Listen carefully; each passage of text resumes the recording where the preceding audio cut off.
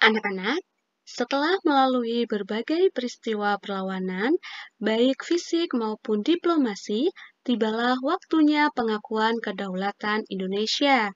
Apa saja peristiwa yang mengiringinya? Yuk kita cari tahu bersama-sama.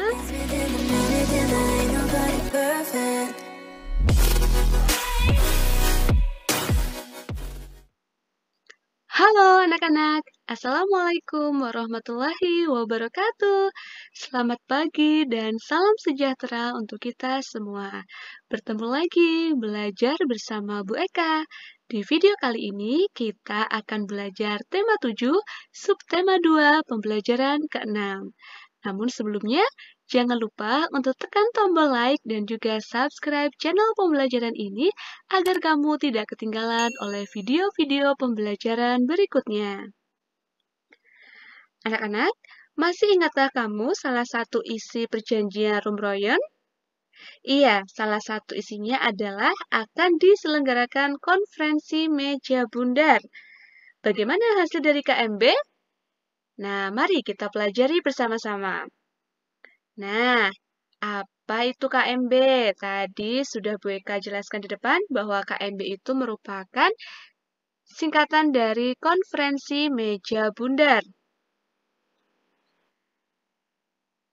Nah, Konferensi Meja Bundar ini dilaksanakan di Den Haag, Belanda pada tanggal 23 Agustus sampai 2 November tahun 1949. Nah, siapa saja delegasi dalam konferensi meja bundar itu? Dari Belanda diwakili oleh Van Maarschaveen. Kemudian dari BFO, nah BFO ini merupakan Badan Musyawarah Negara-Negara Federal. Nah, wakilnya adalah Sultan Hamid II. Sedangkan dari Indonesia, perwakilannya ada beberapa orang yang diundang ke Den Haag, Belanda, dan kesemuanya dipimpin atau diketuai oleh Dr. Andes Muhammad Hatta. Apa saja hasil dari konferensi meja bundar? Yang pertama yaitu Belanda akan menyerahkan sepenuhnya kedaulatan kepada Republik Indonesia Serikat pada akhir bulan Desember 1949. Nah, jadi Indonesia memang merdeka tahun 1945. Namun, ada saja pihak-pihak asing seperti Belanda dan Inggris yang tidak terima jika Indonesia merdeka.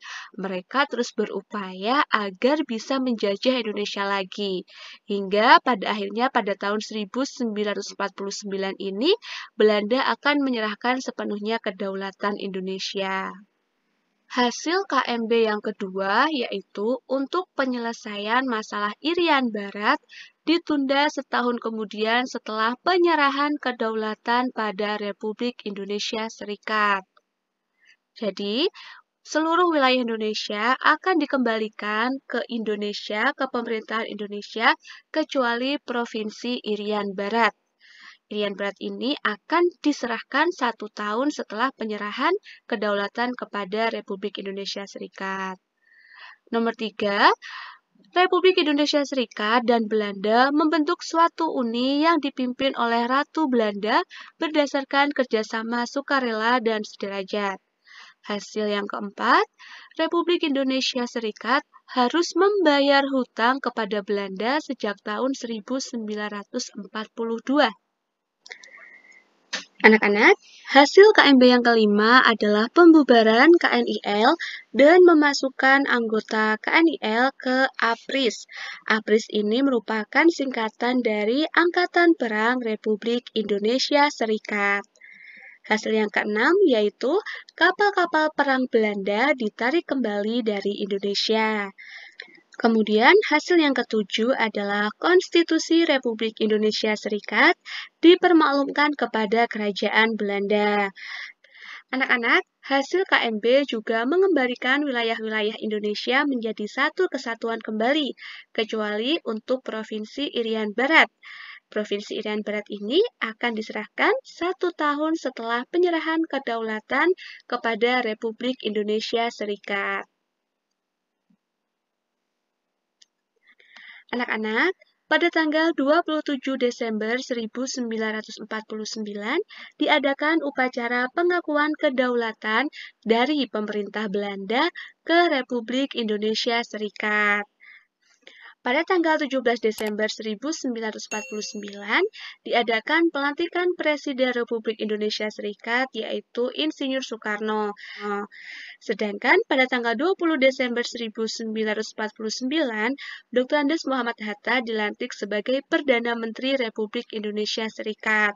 Jadi, ketika bentuk negara Indonesia berbentuk serikat, Dr. Andes Muhammad Hatta bukan menjadi wakil presiden, tetapi menjadi Perdana Menteri. Nah, anak-anak, pengakuan kedaulatan Republik Indonesia ini dilaksanakan di dua tempat, yaitu di Belanda dan juga di Indonesia. Wakil Indonesia yang menandatangani pengakuan kedaulatan di negeri Belanda adalah Dr. Andes Muhammad Hatta, dan dari Belanda sendiri diwakili oleh Ratu Juliana. Untuk proses penandatanganan di Indonesia, pihak Belanda diwakili oleh Loving, sedangkan dari Indonesia yaitu diwakili oleh Sultan Hamengkubuwono IX. Dengan adanya pengakuan kedaulatan tersebut, maka berakhirlah penjajahan dan kekuasaan Belanda atas Indonesia. Peristiwa tersebut juga menandai berdirinya Negara Republik Indonesia Serikat atau yang disingkat dengan RIS. Nah, sekarang tugasnya anak-anak adalah membuka buku paket halaman 141 ya. Coba anak-anak tuliskan informasi penting apa yang terdapat dalam bacaannya. Kemudian anak-anak kerjakan berdasarkan pertanyaan apa, siapa, mengapa, kapan, dan bagaimana. Dengan adanya peristiwa KMB dan pengakuan kedaulatan Indonesia, bangsa Indonesia telah terlepas dari penjajahan. Anak-anak, kita harus bersyukur kepada Tuhan atas karunia berupa bangsa dan negara Indonesia sebagai bentuk cinta tanah air. Nah, coba sekarang kita nyanyikan lagu syukur ini bersama-sama. Anak-anak, lagu syukur ini diawali dan diakhiri dengan nada la.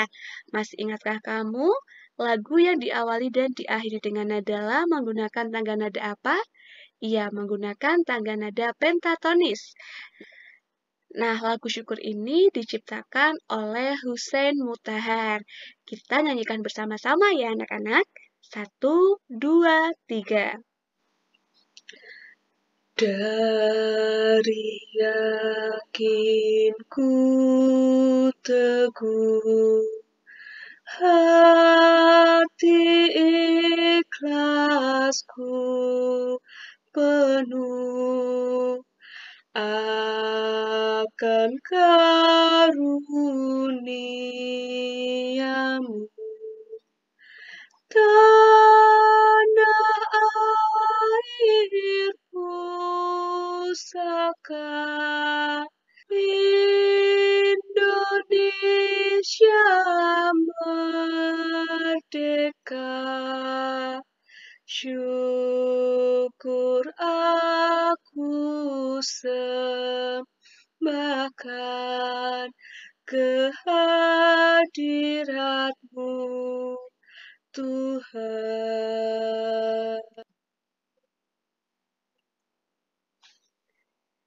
Anak-anak dari berbagai penjuru Nusantara saling bertemu dan berkenalan di Jakarta pada tanggal 14 sampai 18 Oktober tahun 2003. Nah, mereka bertemu dalam acara konferensi berteman dalam keragaman. Anak-anak, semua anak menyadari bahwa mereka berbeda, tetapi mereka mempunyai tekad yang sama, yaitu perbedaan bukanlah alasan untuk bertengkar antara satu dengan yang lainnya. Nah, berdasarkan hasil dari konferensi berteman dalam keragaman tersebut, kita memperoleh pengetahuan tentang keragaman agama. Oleh sebab itu, aku jadi mengerti yang pertama, bahwa perbedaan agama janganlah dijadikan alasan terjadinya pertengkaran dan perpecahan. Kemudian, bertegur sapa, senyum, dan adil harus dilakukan kepada siapapun walaupun kita berbeda agama. Yang ketiga, agama itu selalu mengajarkan kebaikan. Tidak ada agama yang mengajarkan keburukan anak-anak.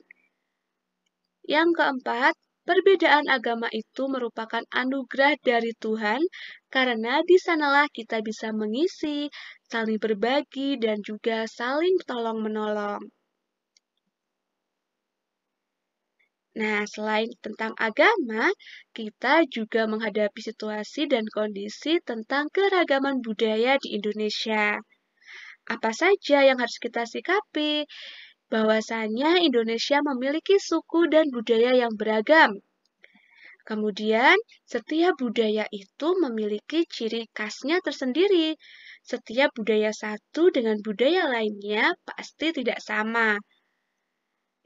Yang ketiga, setiap daerah mempunyai senjata tradisional, rumah adat, tarian, pakaian, permainan, dan makanan yang wajib kita hargai dan kita hormati. Yang keempat, pengetahuan kami tentang kebudayaan sendiri dan orang lain ternyata masih sangat terbatas. Oleh karena itu, kita jangan bosan-bosan untuk terus mempelajari dan melestarikan budaya kita sendiri dan juga kita belajar mempelajari budaya dari suku lain agar keragaman budaya di Indonesia tetap lestari sampai anak cucu kita nanti. Anak-anak, demikianlah tadi pembelajaran kita pada hari ini, dan ini adalah latihan soal untuk hari ini. Ada 15 soal yang harus anak-anak kerjakan. Jangan lupa soalnya ditulis dan jawabannya dikirimkan ke Bapak Ibu Guru kalian masing-masing. Kita bertemu lagi di pembelajaran berikutnya ya. Sampai jumpa.